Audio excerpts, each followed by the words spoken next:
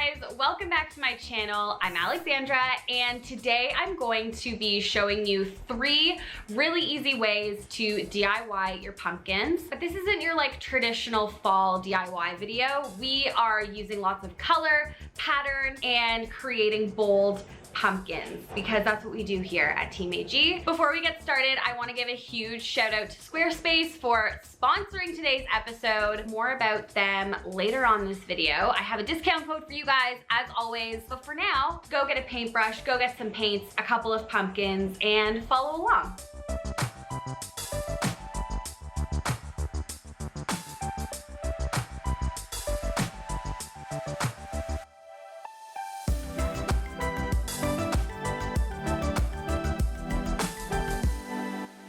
Okay, so we have all our pumpkins. Alana literally went to a pumpkin patch like the Instagram influencer she is. I just had this image of you like strolling through the pumpkin field. Yeah, exactly like that. Exactly like that in your overalls. And she got so many pumpkins. So we're gonna DIY all of these. And we're gonna start with this beauty wrapping paper. So for the first DIY, this is one of my favorite ways to jazz up a pumpkin. It's basically using Mod Podge and wrapping paper. And then you get this beautiful like paper mache looking pumpkin. I actually did this a few years ago for the first time when I was at Chatelaine doing the home crimp videos, and I've just loved the idea ever since. So what you'll need for this DIY is some Mod Podge from the craft store, a pumpkin, a paintbrush, and some wrapping paper. We went to the paper place here in Toronto on Queen Street West. It's one of my most favorite places to get decorative paper. They sell this wrapping paper by the sheet, but you can honestly use any wrapping paper that you have on hand or that you find in store. So the first thing you want to do is cut your wrapping paper into strips about the size of your pumpkin. When I started doing this, you'll notice that I used kind of wider pieces of paper, and then as I went along, I realized that doing smaller pieces of paper widthwise was actually way easier to maneuver onto the pumpkin. So once you have your strips, then you just want to use your Mod Podge, and you want to put some Mod Podge on the pumpkin, place your paper on top of the pumpkin, and then go in really hard with lots of Mod Podge. It's gonna look like absolute garbage at first. You're gonna be like, what are you telling me to do? Why does this look so bad? But when it dries clear, and I assure you, you'll see in the afters that it turns out okay. So keep going, don't give up. It's supposed to look like that. Something I find really helpful is to just use my hands to smooth the Mod Podge onto the paper. You might get a few wrinkles here and there. That's kind of unavoidable. A good strategy that Alana had was going in with her nail and just kind of like pressing the wrinkles out and making it super flat. If you don't want to use your nail, just go in maybe with a credit card or, well, a card that you don't really need to use because the Mod Podge gets really sticky, but something with a flat edge like your nail just to get those air bubbles out. It's almost like wallpapering, except you're doing it on a pumpkin. I would suggest going for a really bold pattern with like lots of things going on the paper, because that way you'll kind of mask the lines where you've cut the paper. Okay, so our pumpkins are done. We let them dry for about 24 hours, and let's take a look at what they look like now.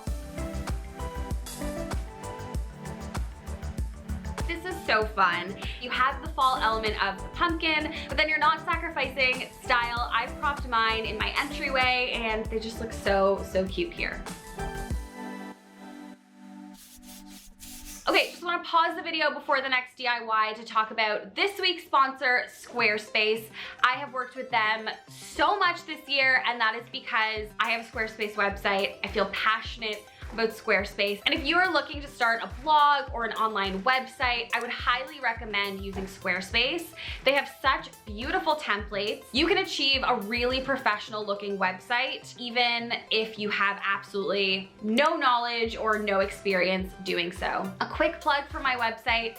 There you can find my merch store. You can find the storefront for my virtual makeover packages. I release 5 every month. You can also find a link to my YouTube videos. Basically, Basically everything you need to find relating to Team AG is on alexandragator.com, and it's kind of a one-stop shop. So for my virtual makeover consultations, I have been using a scheduler, which is built right into Squarespace, so people can buy my virtual design package, they can book meetings with me through my website. It's like everything is just in one place, which makes it really easy for me as a business owner. If you guys are thinking of starting your own website, your own blog, head to squarespace.com/alexandragator and use my code, which will be here, to get 10% off your first website or domain. Happy blogging and website building.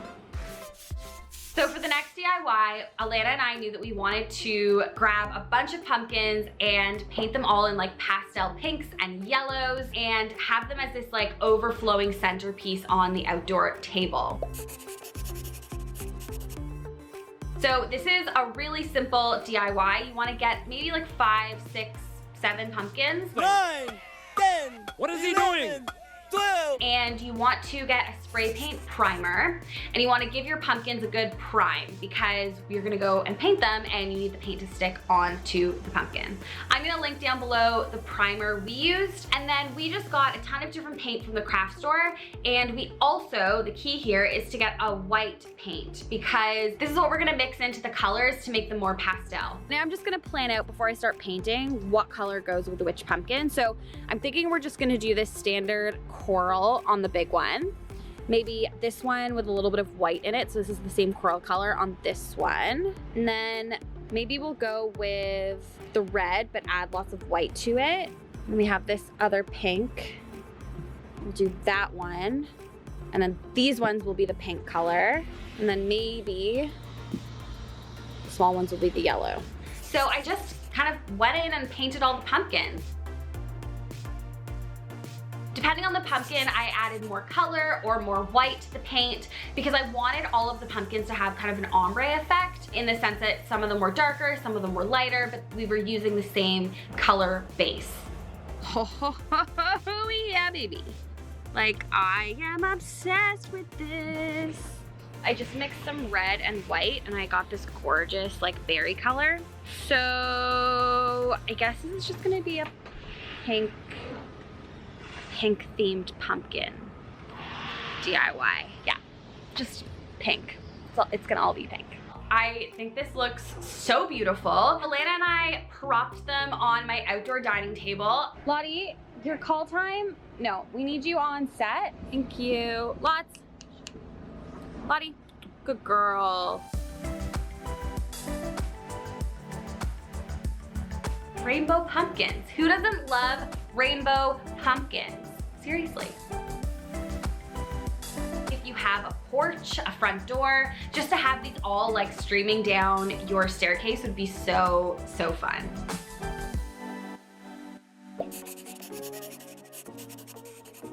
So for the third DIY, this one's really simple. We grabbed some white pumpkins. If you can't find white pumpkins where you live, I would just suggest spray painting your pumpkins and then going in with your paint afterwards. But we found white pumpkins and I just used a small paintbrush and some black acrylic paint and just painted some strokes all along the pumpkin. Afterwards, Alana and I were saying, this looks like a Kate Spade pumpkin. If Kate Spade had a pumpkin, I feel like this would be it.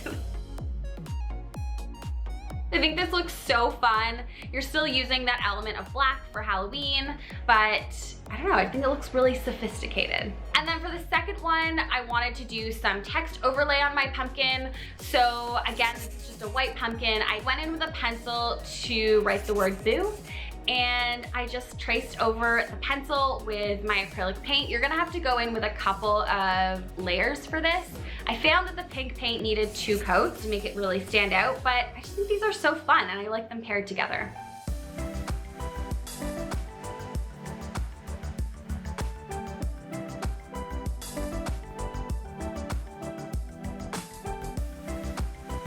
That's it. Really easy, simple, non-traditional fall decor. Let me know in the comments down below which pumpkin you're gonna recreate. Make sure you guys DM me on Instagram if you recreate any of these DIYs. As always, these are simple because here at Team AG, we like simple DIYs that have a huge impact. Please make sure you're subscribed to this channel. We have so much fun content coming at you. If you missed my previous video from last week, we announced something very exciting. If you haven't seen that, click the link up here. I want to give a huge shout out to Squarespace for sponsoring today's episode. Use my code, which will be here, to get 10% off your first website or domain. Thank you guys for watching. I'll see you next time. Bye.